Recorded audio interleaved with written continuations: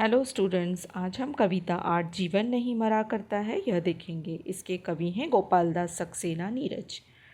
इनका जन्म 4 जनवरी 1924 को पुरावली इटावा जो उत्तर प्रदेश में यहाँ हुआ। इनकी रचनाएं हैं बादर बरस गयो, नीरज रचनावली, नीरज की गीतिकाएं, दर्द दिया है। और इनका परिचय दिया है कि ये पद्म भूषण गोपाल दास सक्सेना नीरज जी कवि सम्मेलनों के मंचों पर काव्यवाचक एवं विख्यात गीतकार हैं। देखिए, इन्हें पद्म भूषण की उपाधि से सम्मानित किया गया है। अब इस कविता में कवि ने हमें क्या बताया है, तो प्रस्तुत कविता में कवि ने विविध उदाहरणों के माध्यम से जीवन की समस्याओं और उसकी शाश्वतता की ओर संकेत किया है। मतलब जीवन में जो भी समस्याएं आती है उन्हें समझकर सुलझाकर आगे बढ़ना चाहिए, ऐसा उन्होंने हमें समझाया है। यहाँ देखिए, हमें दिया है जरा सोचो चर्चा करो। इसमें एक प्रश्न दिया है, यदि सूर्य प्रकाश न होता तो इन पर क्या प्रभाव पड़ता। तो वनस्पति पर क्या प्रभाव पड़ता, पशु पक्षी पर क्या प्रभाव पड़ता, मानव पर क्या प्रभाव पड़ता। तो इस बारे में हम निबंध लेखन भी कर सकते हैं और इनके बारे में लिख सकते हैं। ठीक है, आगे हम देखेंगे कविता। छिप छिप अश्रु बहाने वालों, मोती व्यर्थ लुटाने वालों, कुछ सपनों के मर जाने से जीवन नहीं मरा करता है। हम बचपन से बड़े होते हैं तब तक हम जैसे ही कुछ समझने लगते हैं तो हम दिन में भी या विविध प्रकार के हमारी कुछ सपने होते हैं जिन्हें हम पूरा करने की कोशिश करते हैं। बड़े होते होते हमारे कुछ सपने तो पूरे होते हैं और कुछ नहीं हो पाते। तो ऐसे समय में हमें छुप छुप कर रोना नहीं चाहिए। मतलब हमें उस बारे में बुरा नहीं मानना चाहिए और सोच सोच कर चिंता नहीं करनी चाहिए। अगर हमने बहुत छुप छुप कर रो लिया है और अपने अश्रुओं को छिपाया है तो यह गलत है। कवि के अनुसार अगर हमारे कुछ सपने पूरे नहीं हुए तो हमने यह नहीं समझ लेना चाहिए कि हमारा जीवन ही समाप्त हो गया है, बल्कि हमें आगे बढ़ने की कोशिश करनी चाहिए। माला बिखर गई तो क्या है, खुद ही हल हो गई समस्या। आंसू गर नीलाम हुए तो समझो पूरी हुई समस्या। अगर हम सोचते हैं कि माला जो है वो मोतियों से जो मिलकर बनती है, एक धागे में पिरोई हुई रहती है, और अगर वह टूट जाती है तो इसका मतलब यह नहीं कि हम उसे फिर से नहीं जोड़ सकते, है ना। तो इसी तरह हमें अपने आंसुओं को भी बहुत मूल्यवान समझना चाहिए। अगर मोती माला के टूट जाते हैं तो हम फिर से उन्हें पिरो सकते हैं। ठीक उसी तरह से हम सपनों को फिर से पूरा करने की कोशिश कर सकते हैं। रूठे दिवस मनाने वालों, फटी कमीज सिलाने वालों, कुछ दीपों के बुझ जाने से आंगन नहीं मरा करता है। अब कुछ लोगों के बचपन से ही बहुत स्ट्रगल के और या बोलो या फिर संघर्ष के दिन होते हैं। तो कवि कहते हैं कि अगर ऐसे दिन हमारे जा चुके हैं या हमने अपने जीवन में बहुत कठिनाइयाँ झेली हैं तो हमें यह नहीं समझ लेना चाहिए कि यही हमारा जीवन इसी स्ट्रगल में ख़त्म हो जाएगा या इसी संघर्ष में चला जाएगा, बल्कि हमें उन संघर्षों का सामना करते हुए आगे बढ़ना चाहिए। यह नहीं समझ लेना चाहिए कि हमारे सिर्फ संघर्ष के दिन ही चल रहे हैं। खोता कुछ भी नहीं यहाँ पर, केवल जिल्द बदलती पोथी। जैसे रात उतार चांदनी, पहने सुबह धूप की धोती। पहने सुबह धूप की धोती। खोता कुछ भी नहीं यहाँ पर। ये बात तो सच है कि अगर आज हमारा कोई काम पूरा नहीं हुआ तो ज़रूरी नहीं कि कल भी नहीं होगा। अगर हम कोशिश करेंगे तो हमारा आगे भी काम वो जो है अधूरा है वो पूरा हो जाएगा। इसलिए हमें बिल्कुल निराश नहीं होना चाहिए, क्योंकि यहाँ पर कुछ भी नहीं खोता है, बल्कि जिस तरह से आज का दिन चला गया तो ज़रूरी नहीं कल का दिन भी हमारा व्यर्थ ही जाएगा। हो सकता है जो काम आज हमारा नहीं बना है वह कल ज़रूर बनेगा। इसलिए अगर आज का दिन चला गया और कल नया दिन आने वाला है तो जिस तरह यह दिन और रात का चक्र चलता रहता है, इसी तरह हमारा यह सुख और दुख का चक्र भी चलता रहता है। इसलिए अगर आज हमारा काम नहीं होता है तो कल हमारा काम ज़रूर होगा। इस आशा से हमें आगे बढ़ते रहना चाहिए और हमें आशा करना चाहिए कि नई सुबह हमें फिर से देखने के लिए मिलेगी।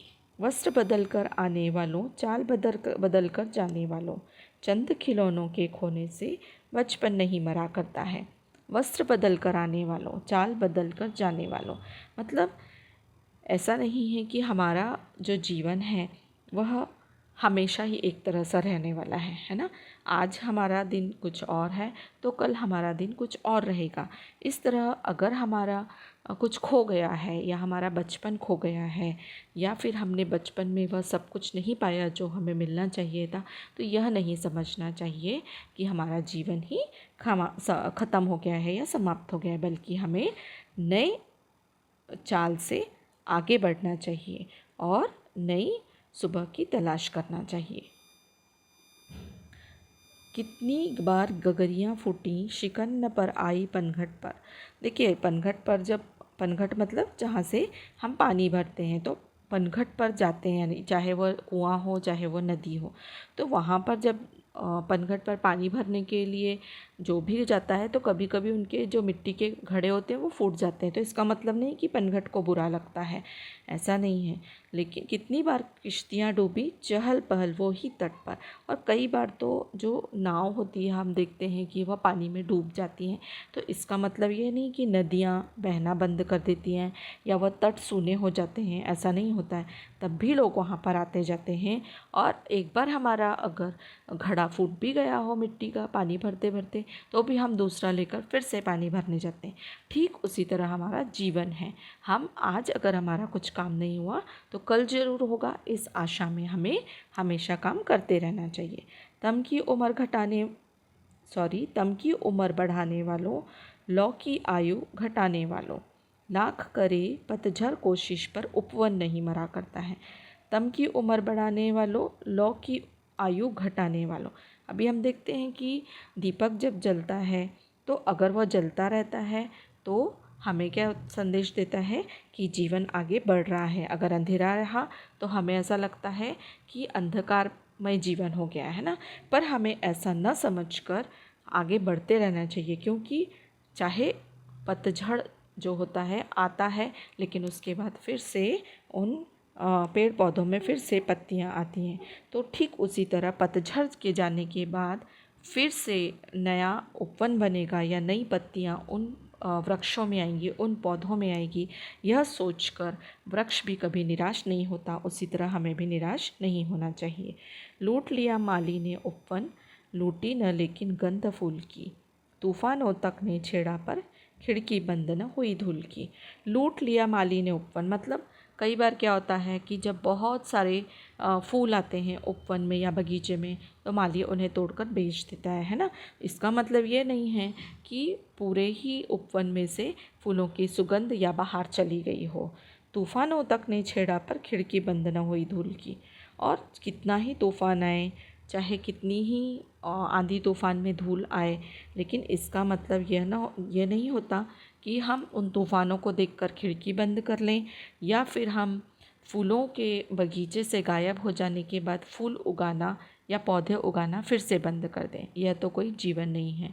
फूल एक बार तोड़ ले देने के बाद फिर से माली उसे फिर बगीचे को सींचकर नए फूल उगाता है या नए पौधे उगाता है। उसी तरह हमें भी अपने जीवन में नया करने की कोशिश करना चाहिए। नफ़रत गले लगाने वालों, सब पर धूल उड़ाने वालों, कुछ मुखड़ों की नाराज़ी से दर्पण नहीं मरा करता है। नफ़रत गले लगाने वालों, कई लोग निराश होकर नफ़रत से भर जाते हैं और कुछ लोग दूसरों को के लिए नफ़रत पैदा करते हैं, दूसरों को हताश निराश देखकर और भी खुश होते हैं। तो ऐसा करने से हमारे अंदर का जो उत्साह है वह कम नहीं होना चाहिए। यदि हमसे कोई द्वेष रखता है, ईर्ष्या रखता है, नफ़रत करता है, तो इसका मतलब यह नहीं कि हमें उन लोगों की नफ़रत से अपने आप को निराशा में डुबा लेना चाहिए, बल्कि हमें आगे बढ़ने की कोशिश करना चाहिए। तो यह है सुंदर सी कविता। आगे इसकी शब्द वाटिका देखिए। नीलाम होना मतलब बिक जाना, जिल्द मतलब पुस्तक का बाह्य आवरण, हम कवर लगाते हैं ना बुक पर, उसे जिल्द कहते हैं। शिकन मतलब सिलवट या चिंता। पनघट मतलब वह स्थान जहाँ लोग पानी भरते हैं। मुहावरा दिया है यहाँ, गले लगाना मतलब प्यार से मिलना। किश्ती, किश्ती का अर्थ है नाव। तम मतलब अंधकार। पतझड़ मतलब पत्ते झड़ने की ऋतु। और मुखड़ा मतलब चेहरा। यहाँ पर देखिए हमें एक और अध्ययन कौशल दिया हुआ है, सौर ऊर्जा पर टिप्पणी तैयार करो और पढ़ो। सौर ऊर्जा के बारे में तो हम सभी जानते हैं, तो यह निबंध लेखन में आ सकता है। सौर ऊर्जा, उसका महत्व क्या है और उसका प्रयोग क्या है। और अब ये है जो कविता के प्रश्न उत्तर हैं, वह मैं आपको नेक्स्ट वीडियो में दूंगी।